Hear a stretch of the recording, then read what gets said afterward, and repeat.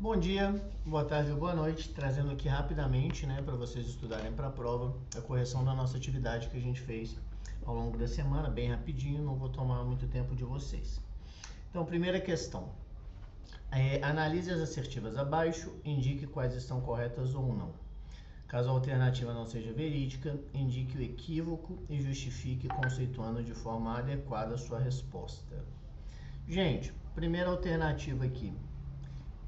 A duplicata é título hábil a viabilizar a cobrança de compra e venda mercantil. Até aí, ok. Quando o comprador emite a cártula e remete ao vendedor.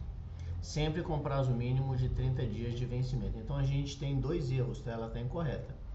Quem emite a cártula é o vendedor e envia para o comprador. Primeiro erro, se você já localizou, já explicou isso para mim, já consideraria correto. Mas tem um outro erro. Sempre com prazo mínimo de 30 dias de vencimento. Não, ela pode ser à vista, inclusive. É 30 dias para sua emissão em relação à entrega das mercadorias, porque eu tenho que emitir a fatura depois desse prazo, né? Então, seria aqui sempre com prazo mínimo de 30 dias de emissão a contar da data do despacho da entrega das mercadorias. Então, está incompleto, está errado. Indicou para mim um dos erros ou os dois, incorreto. O protesto, espécie de título de crédito, segunda. O protesto, espécie de título de crédito, visa assegurar que houve inadimplência em face de outra cártula creditícia. Gente, protesto está errado, tá? Protesto não é título de crédito, é ato cartular, nesse caso extracartular, é ato cambiário. Então, protesto não é espécie de título de crédito, está errada a segunda assertiva. Terceira assertiva. O cheque pós-datado, mediante postergação na data de seu saque, por óbvio, apenas pode ser compensado após sua data de emissão. Também está errado, tá, gente? O que é postergação na data de seu saque? É quando eu vou jogar para frente, alterar a data de emissão. Então, eu tenho dois tipos de pós-datação. O bom para, que é embaixo, né? Nós já vimos. E eu tenho quando eu mudo a data de emissão do cheque mesmo, que aí eu vou pôr uma data para frente. Só que se esse cheque, por exemplo, hoje é 6 de abril. Se esse cheque eu pós-datar e eu emiti-lo 6 de maio, se você apresentar esse cheque no banco hoje, o banco vai compensar. O banco vai te dar o dinheiro. Se você vai ter que indenizar ou não, é outra história.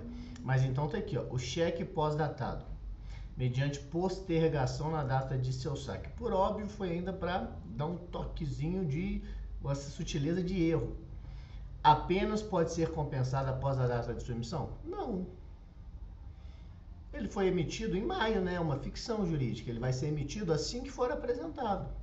Então, incorretos também, as três assertivas incorretas. Segunda questão. Analise o caso hipotético abaixo e após responda aos questionamentos. Matheus Batatinha lhe procura em seu escritório desesperado, pois recebeu uma citação judicial para quitar um débito de Mariana Ribeiro, que totaliza R$5.000. Ele lhe informou que aceitou há quase 2 anos, quando retornava de sua lua de mel, em suas exatas palavras, ser fiador de Mariana em um cheque, efetuando apenas sua assinatura na parte da frente do título.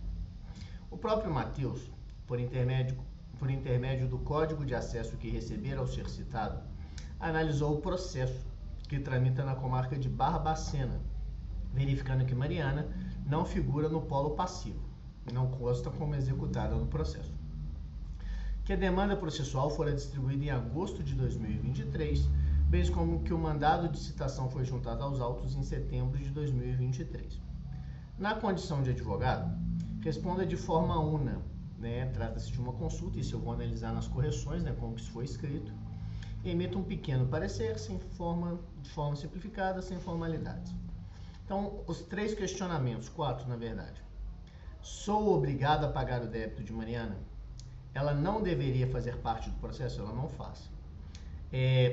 Posso alegar algo para me defender?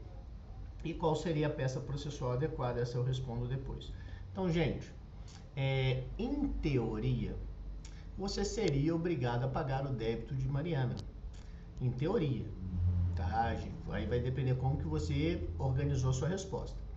Em teoria, Matheus Batatinha seria obrigado a pagar o débito de Mariana, pois ao assinar o anverso, né, à frente do documento, ele praticou o aval, tá? Não é fiança, é aval, é ato cambiário.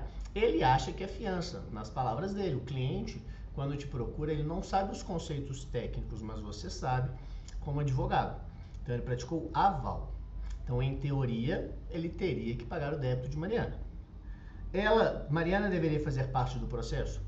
Como foi praticado o aval, não existe o benefício de ordem. Então, também em teoria, Mariana não precisaria fazer parte do processo, porque já que foi praticado o aval, a responsabilidade é solidária, não existe benefício de ordem, então não precisa integrar o processo.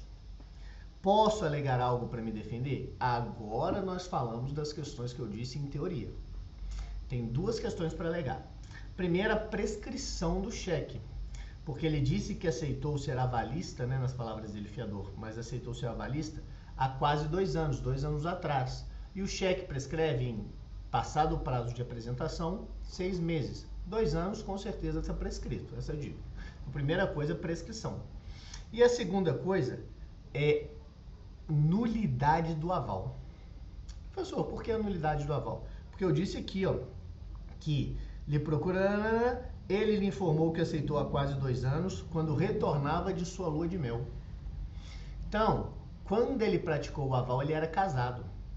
E aí você tem que me dizer pontualmente, com muito conhecimento, que a depender do regime de bens com o qual ele contraiu o matrimônio, o aval é nulo, porque ele precisaria da outorga de seu cônjuge.